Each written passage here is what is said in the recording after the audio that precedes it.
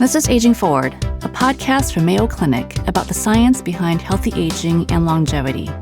Each episode, we explore new ways to take care of our long-term health, the health of our loved ones, and our community so we can all live longer and better.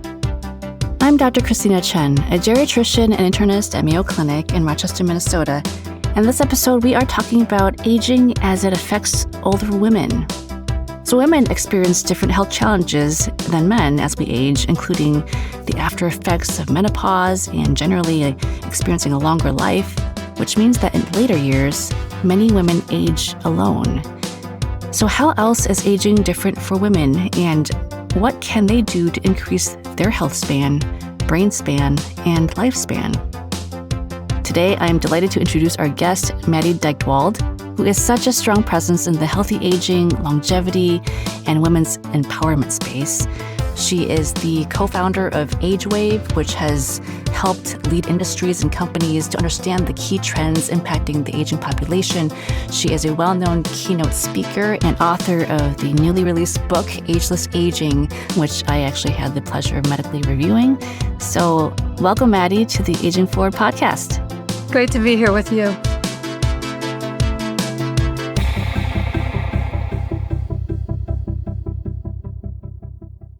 You know, there's just so many books out there nowadays on healthy aging, ones that are more scientific focused. There's ones that highlight key components like lifestyle and diet. There's a whole longevity trend. And what I really appreciate about Ageless Aging is that it has just enough of the scientific explanations, but it really highlights those core pillars of healthy aging that I try to do as much as possible in my clinic visits. And most of all, it speaks to women. So thank you for your work on that. Thank you for saying that. And most of our guests are clinicians. It's really nice to have a different voice, a different perspective. Can you share a little bit about your background and how you got involved in the aging space and what led you to writing this book? I am a co-founder of AgeWave. My husband and I founded AgeWave back in 1986. And literally, we started it at our kitchen table. We were interested in the demographic changes that we saw happening in terms of the aging of our populations. What we saw happening was fewer babies, more older people. And at the time, there seemed to be a real prejudice against people over the age of 50. Literally, 50 was the marker of over the hill. And we were like, whoa, if people are living longer and at 50, they're considered over the hill, and marketers are not trying to reach out to them. Health practitioners are all but ignoring them. What's that about? So my husband and I decided that we were going to go out there and try to change the image of what aging was like. And that's how I started, really. And along the way, we've built up this network of experts because I'm not a doctor and I'm not a researcher at the cutting edge, but I have access to the top experts, doctors, academics. And I also got older. I started doing this when I was in my 30s. I'm now 75 years old. And You are not. yeah. Oh my goodness.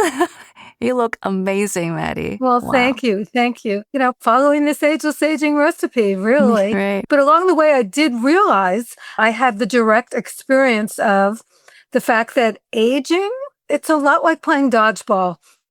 We are dodging health and emotional and personal crises along the way. And frankly, it helps us build resilience. But it also made me realize that I think we have more control over how we age than we've been led to believe. Mm-hmm. And that was like a huge aha for me because I was under the scientific impression that 70% of our health and well-being had to do with our genetics. Mm-hmm. And then I discovered through some of the experts I interacted with that that scientific fact has been turned on its head.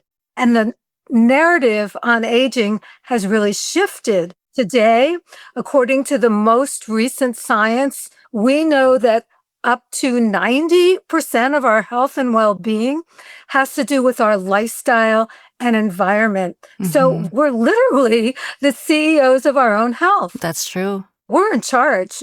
For some people, that's like, oh my God, that's really scary.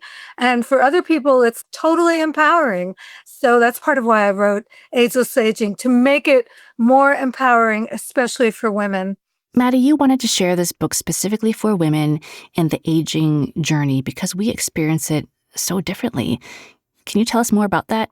When I looked into the marketplace of books, for instance, and information that was being put out there by scientists and physicians, I saw that much of it was aimed either at a very general audience or specifically at men. And these books were primarily written by men. And I'm like, well, what's going on here? And what I began to see, and Christy, I know you're well aware of this as a physician, the whole healthcare system, which is well-meaning, it's a well-meaning system, but it has been primarily designed for men by men. And honestly, we think of women's health as being reproductive health. It wasn't even until 1993 that clinicians began to include some women in later stage clinical trials. And it wasn't until even more recently, 2016, that the FDA stepped in and said, you really ought to include women in clinical trials. So that means that much of the medicine that we're taking, it's not even designed for women. So that concerns me because let's be honest about it. Women, we've won the longevity lottery because we live an average of 5 to 6 years longer than men. But there is that health gender paradox that, women, our lifespans are longer, but when it comes to our health spans and our brain spans, we're not doing as well as men. In fact, we spend the last 12 to 14 years of our life on average in a cascade of poor health. Things like frailty, osteoporosis, heart disease, lung disease, and the worst of all, Alzheimer's disease. It's really interesting you mentioned that because I also notice it from a clinician perspective. There's certain health topics, for example, that women are just not comfortable talking about because they feel like I shouldn't talk about it, or that's something I should just live with because it's supposed to be that way. Perimenopausal symptoms, for example, sexual health, mental health, and emotional health. But it's changing now because I think providers are also more open about asking these questions and having these conversations with women. You mentioned that you've been in the space since 1984. That's when you founded AgeWave. 1986. 1986. Okay. Well, I was 4 years old. Oh my God. That's You see, amazing. I tell people all the time, I've probably been in this field longer than you've been alive. Yeah. So I'm really curious, how have you noticed aging trends have changed since then? You mentioned a little bit of that earlier, but in terms of the industry itself and our attitudes towards aging just as a whole, what have you noticed? Well, I've noticed that I've wished it would change more than it has, one thing. But I do think that the marker of what is old has actually morphed. And we're beginning to see some role models in our culture of what it means to age well. Mostly they're famous people. Like we see someone like Dolly Parton, who is probably one of the most awesome people out there. And, she said, look, aging, it's a number, and I don't think about it. I don't have time to think about it. Yeah. Rita Moreno in her 90s. And I gotta say, if that's what 92 looks like, sign me up. Because she's not just looks good, but her brain is clear and she moves beautifully. I mean, she's a great exemplar of what is possible. Yeah. When I look online of just what aging looks like, it's less and less of people in wheelchairs and walkers and disabled, poor health. And I'm seeing a lot more push towards vibrancy and activity and just being socially engaged even into our 80s and 90s. So I do like that we're trying to influence it in that direction of living longer, but also living healthier, right? And so that kind of goes to my next few questions. The difference between lifespan and health span. I feel like health span is a fairly newer concept where it's different than how long we live. Lifespan is the number of years that you live. So it's your life expectancy. Health span is the number of healthy years that you live. Right. So if you're like in a cascade of negative health, even if it's just aches and pains, you're not living your best life. And then brain span is the ultimate factor that's affecting people today. And that is the number of healthy years that your brain is functioning. I mean, a third of all people over the age of 85, women and men, have some form of cognitive decline. And that's so scary. Yeah, that is just. It is scary. You mentioned earlier in women, we tend to live longer. Yeah. There's physiologic aspects to that, but there's also social aspects to that. Why do we live longer as women? First, the science is not clear exactly why women live longer than men, but in fact, we do. Many scientists will tell you that it has to do with estrogen. Estrogen acts as a protective thing in your body, protecting not just your reproductive system, but your brain, your organs, everything. So you get an extra 10 years. So just as an example, women, their number one disease that they die of is heart disease. But we don't get it until 10 years later than men because we have the protective quality of estrogen in our system. It's interesting because women in general are more social beings than men. And we know that loneliness itself is more prone in younger people right now and the very old, especially women. And that's a little scary because we know that loneliness is the equivalent of smoking 15 cigarettes a day. Yeah. You know, this whole idea of social fitness is the real deal. It's not just a nice to have, it's a got to have. And it's something that we all need to think about, women and men, but especially as women get older, since we outlive men and since so many who are in the older years right now tend to marry men a little bit older than them, they often end up being solo agers. Yeah. And if they're aging alone, they need to come up with a plan. You really need to think through, how do you add social connection into your life in a proactive way? The other observation I made was that when the spouse passes away, the widow can live actually a little bit longer. But if the wife passes away first, it's very short afterwards where the male passes away afterward. It could be like a couple months, a couple gets years. remarried. Right. There's that caregiving aspect. You know, when we have the purpose of caregiving for other people, it builds up that resilience in many ways. What are the health benefits of feeling useful and purposeful in our life, and how that fits into the social fitness aspect? I think that the social connection and purpose have really started to gain some traction from a cultural standpoint these days. Chip Conley, he created Modern Elder Academy, and he said it to me brilliantly. I relates to illness. We relates to wellness. I love The that. whole idea that we are social creatures and we benefit from interacting with other people. And we saw the impact during COVID of not doing that. We did studies at AgeWave during COVID.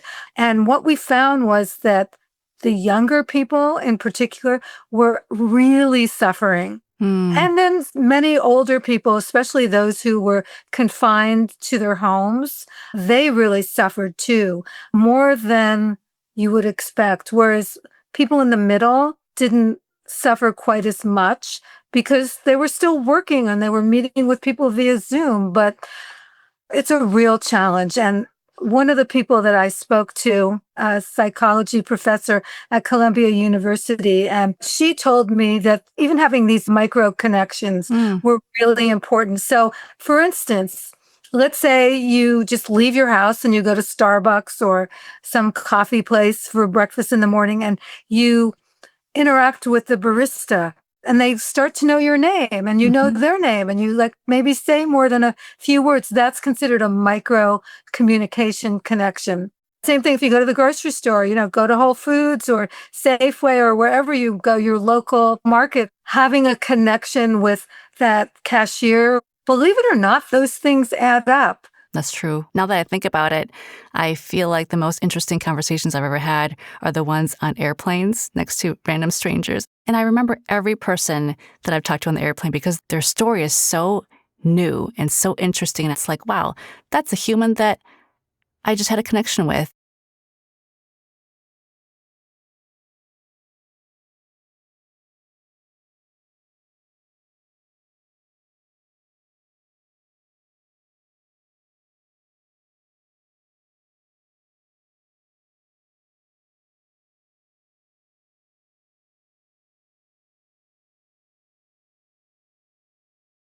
My next question is, you've identified a long list of behaviors that are either age accelerants or what you call age deterrents. We talked about a few here, but can you give us a few more examples? So going a day or more without exercising is a way to accelerate your aging.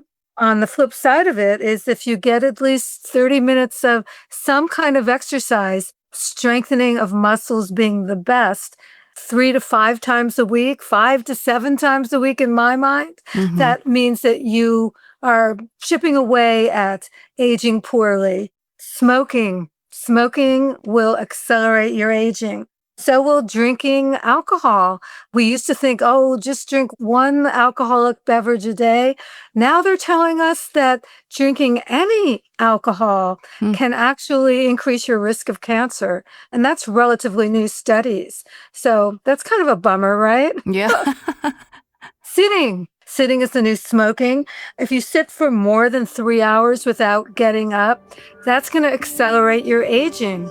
So on the flip side, if you stand up or get up out of your seat every hour or two, that's going to help you age a little bit better. Just got to keep physically moving. Yeah. I personally think that if there were a silver bullet, it would be fitness. Yeah. Skipping brushing your teeth, that accelerates your aging because there's bacteria in your mouth that can actually make its way up to your brain and contribute to amyloid building up in your brain, which is one of the contributors to cognitive decline. Eating sugar, eating ultra-processed foods, these are all going to accelerate your aging. Whereas on the flip side, what's going to make you age better is to eat a lot of greens and organic foods. Hydration. You want to stay hydrated, and that will help you to live better longer. And I think on my website, we have a list of the accelerants and the decelerants so that you can look at them and say, oh, I do all this right. That's great news. And here's places I can improve. And that's what it's about, I think. One of the Mayo Clinic physicians I spoke to was Dr. Stephen Kopecky. And he said, find one place. Maybe it's food, maybe it's fitness, maybe it's social connection where you can get started and see some changes take place. And that's going to motivate you to make changes in other areas. I love that. And then you did mention another tip that we may not be as familiar with on how to age more healthily. And one of them is understanding your own age identity. Can you explain that a little bit more and what that means? Christy, I love this one. First of all, I practice it. It's called the positivity effect. Okay. And the research that has been done on this was begun by Dr. Becca Levy from Yale. And she went into the Midwest and studied people and their attitudes towards aging. And what she found, which is pretty remarkable, was that those of us who have a more positive attitude towards our own aging and others' aging, we lived an average of 7.5 years longer than those who had a negative attitude. But more research has been done since then, and they found that having a positive attitude towards aging, it can actually reduce your risk of heart disease by 40% and cognitive decline by 40%. Now, that's motivating. That's amazing. Especially since changing your attitude, it doesn't cost a penny. I feel like it's hard to do, though. You know, it can be really overwhelming sometimes to make a complete change in your life. And I know in your book, you outline very specific things that we can do to take care of our bodies and minds. And maybe by doing that first, the change in mindset can then come later as a result. Can you tell us more of the concrete advice you give for how to age well? You know, things like diet, that's no shock. Sleep, not a shock. But as we've been talking about, social connection and purpose and brain health, these things don't exist in silos. They actually interact with one another. So, for instance, if you're exercising on a regular basis, you're going to have more energy to do the things like connect with friends and family and maybe have a sense of purpose. And By the way, having a sense of purpose, people go, oh my God, what do I have to start a nonprofit or go Right. back to work? And no, it could be walking your dog or taking care of your grandkids. It can be small things that Right. make you feel like you have a reason to get up in the morning. Yeah. When you mentioned that recipe, it reminds me of the blue zones and Yeah, how everyone in those small population areas, they're all aging well and they're doing something different in each zone, but it's all kind of the same concept. absolutely. And that's built into their life. That's what makes it easier because Right. they have a community of like minded people. Let's focus on some practical tips we can share with our listeners about the lifestyle and environment piece. We've had one conversation earlier with a fitness coach about the strength training piece, but you mentioned there's 6 essential types of movement and exercise. Just to add a little bit of a pinpoint to the muscle strength building, it's the most important part as you get older because you want to fight sarcopenia, which is Hmm. the loss of muscle mass. And that can begin as early as in your 30s. So that's one kind. Cardio is another really important kind. We want to build endurance, our ability to walk, run, be able to compete from a cardiovascular perspective. Then there's flexibility. You want to remain flexible. Doing yoga is a really good thing. I try to do that at least 3 to 5 times a week. I do it in my own home. Or is balance. And Yes. I personally think balance is super important because if you're not balanced, you could fall and Hmm. break a hip or really hurt yourself, and that's going to put you out of commission. I practice my balance through Pilates, and I find myself getting better and better, which is great news. You want to see improvement. The next one is posture and functional capacity. I actually think this is becoming more and more important as we spend more time in front of our computers, leaning over, putting our head forward. It's a big concern. And then the last, which is the best kind for many people, is the relaxation and breathing. And I don't want to underestimate it. I mean, it sounds like, oh, yeah, just go take a little chill pill. But meditation would fall under that category, breathing exercises. And I know for me in my own personal life, I fall asleep by doing breathing exercises. When I prep for a keynote speech, I do the boxed breathing. It just really calms me down and makes me feel energized. There's all kinds of apps that are available. Practicing gratitude actually would fall into that category. Keeping a gratitude journal. There's so many things that fall into this relaxation and breathing that are important. So those are the 6 kinds. Yeah. I love that you bring in ones that aren't typically thought about. The relaxation, breathing, and stretching is something that people forget to do, and they try to go into heavy cardio strength training without getting their muscles prepared. And then that's injury prone. That's the risk of damage to the Yeah. muscles and ligaments and tendons. And so I'm really glad that we're looking at this as a whole. As times change, as our bodies change, we can't be doing things that 20-year-olds are doing. And maybe some of us still can, but we really have to focus on the restoration piece and the preparation piece as well. I think that you're 100% right. Aging is a lifelong process, and Hmm. we begin it at birth and we go all the way till we die. And what we're beginning to see because of the lifestyle and environmental challenges that many people are trying to fight, I guess you would say, through our choices that we make on a daily basis, many of us are doing great in our Hmm. 70s and our 80s and beyond.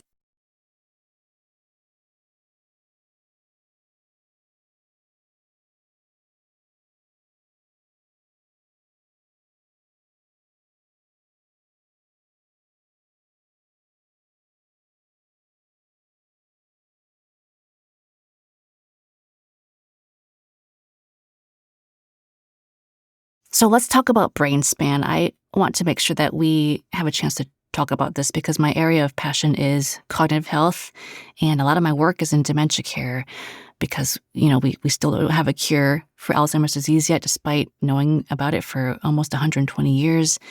And so what we as individuals can focus really on is prevention, right? My spiels for people is a happy brain makes for a happy body. An unhappy brain is a dysfunctional brain that then leads to a dysfunctional body. So I think we have, general awareness that we have to have healthy sleep and good emotional health and all these things, but there's a lot of other things that people may be less aware of, which you do mention in your book. You're 100% right. And the prevention piece is relatively new. I have Alzheimer's running in my family. My mom had it. We threw her a party for her 85th birthday, and she loved it. She had the best time. And the next morning, we sat down to talk about it, and she didn't remember it. Oh. I know. It's heartbreaking. It really is heartbreaking. But the genetic side of it has been lessened in the minds of scientists and experts like yourself, whereas the preventative side of it has grown in importance. And, one of the shortcuts I think about is what's good for your heart is good for your brain. Mm-hmm. I recently had the great pleasure of running into Dr. Rudy Tanti, who is one of the foremost experts on Alzheimer's research. He told me that the most recent science is far different than what we used to think it was, because we've always associated amyloid and tau, but we've also known that in certain instances when we've looked at the brains of people who are no longer alive, some of whom have had Alzheimer's and some haven't, some of the ones who have had Alzheimer's had no amyloid in their brain, and others who had a lot of it in their brain had no symptoms of Alzheimer's. And so for our listeners, buildup of amyloid and tau is really a key feature for Alzheimer's. So this is very surprising. So what he told me was, yes, you need to have amyloid and tau, but what really makes cognitive decline and Alzheimer's in particular happen has to do with the fact of neuroinflammation. Mm-hmm. Another thing that I really do find interesting is vagus nerve stimulation.